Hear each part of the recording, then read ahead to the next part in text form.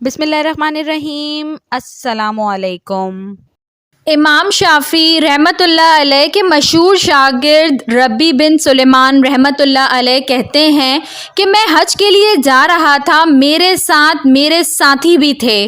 جب ہم کوفہ پہنچے تو وہاں ضروریات سفر خریدنے کے لیے بازاروں میں گھوم رہا تھا کہ دیکھا ایک ویران سی جگہ میں ایک خچر مرا ہوا تھا اور ایک عورت جس کے کپڑے بہت پرانے بوسیدہ سے تھے، چاقو لیے ہوئے اس کے گوشت کے ٹکڑے کاٹ کاٹ کر ایک زنبیل میں رکھ رہی تھی۔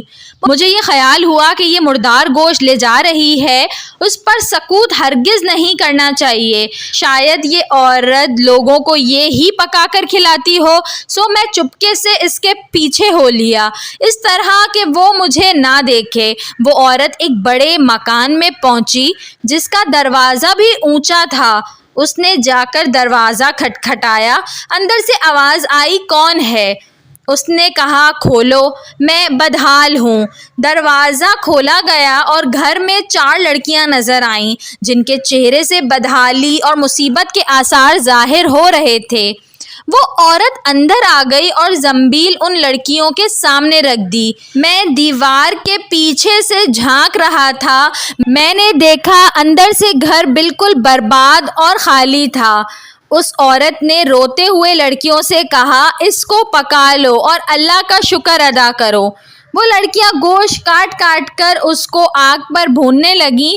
مجھے بہت تکلیف ہوئی۔ میں نے باہر سے آواز دی، اے اللہ کی بندی، اللہ کے واسطے اس کو نہ کھا۔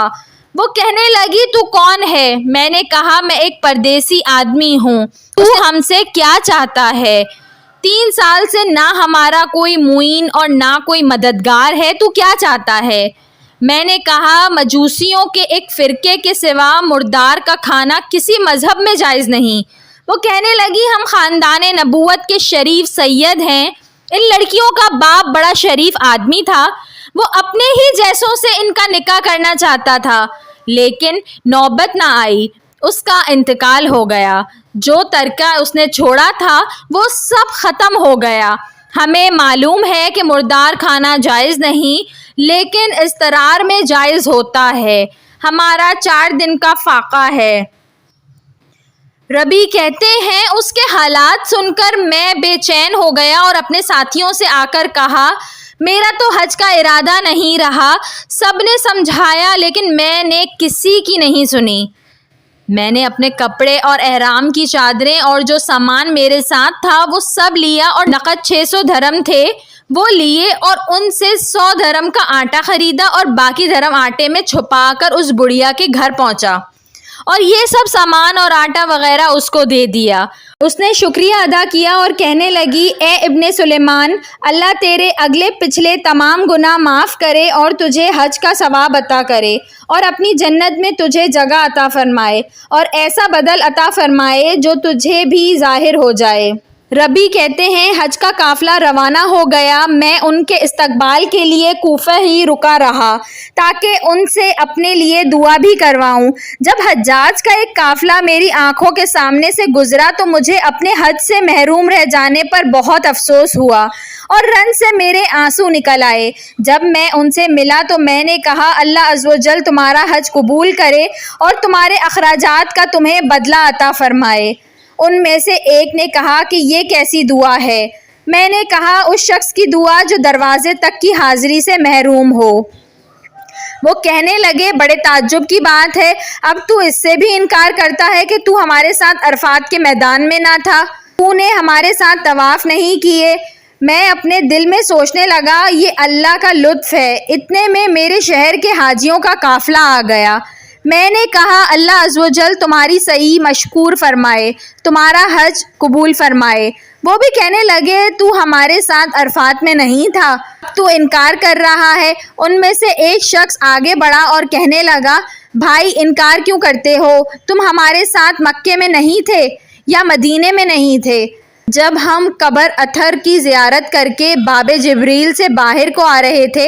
اس وقت ازدحام کی کثرت کی وجہ سے تم نے یہ تھیلی میرے پاس امانت رکھوائی تھی جس کی مہر پر لکھا ہوا تھا جو ہم سے معاملہ کرتا ہے نفع کماتا ہے۔ اس نے کہا یہ لو اپنی تھیلی واپس۔ ربی رحمت اللہ علیہ کہتے ہیں میں نے اس تھیلی کو کبھی اس سے پہلے دیکھا بھی نہ تھا۔ اس کو لے کر میں گھر واپس آیا، عشاء کی نماز پڑھی، اپنا وظیفہ پورا کیا، اسی سوچ میں جاگتا رہا کہ آخر یہ قصہ کیا ہے۔ اسی کشمکش میں آنکھ لگ گئی تو میں نے حضور اکرم صلی اللہ علیہ وآلہ وسلم کی خواب میں زیارت کی۔ حضور اکرم صلی اللہ علیہ وآلہ وسلم نے تبسم فرماتے ہوئے ارشاد فرمایا، اے ربی، آخر ہم کتنے گواہ اس پر قائم کریں کہ تو نے حج کیا ہے؟ تو مانتا ہی نہیں۔ بات یہ ہے کہ جب تو نے اس عورت پر جو میری اولاد میں سے تھی خرچ کیا اور اپنا حج کا ارادہ ملتوی کیا تو اللہ عز و جل نے اس کا نعم البدل تجھے عطا فرمایا۔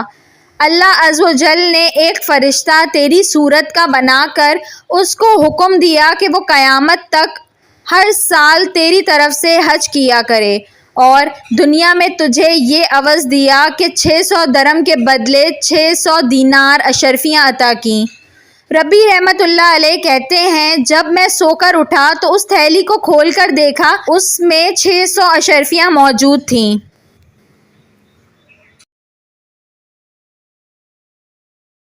ویڈیو پسند آئی ہو تو اس کو ضرور لائک کریے گا، اور ایسی مزید اچھی ویڈیوز دیکھنے کے لیے میرے چینل اردو کہانی گھر کو سبسکرائب کر لیجئے۔ Thanks for watching. اللہ حافظ۔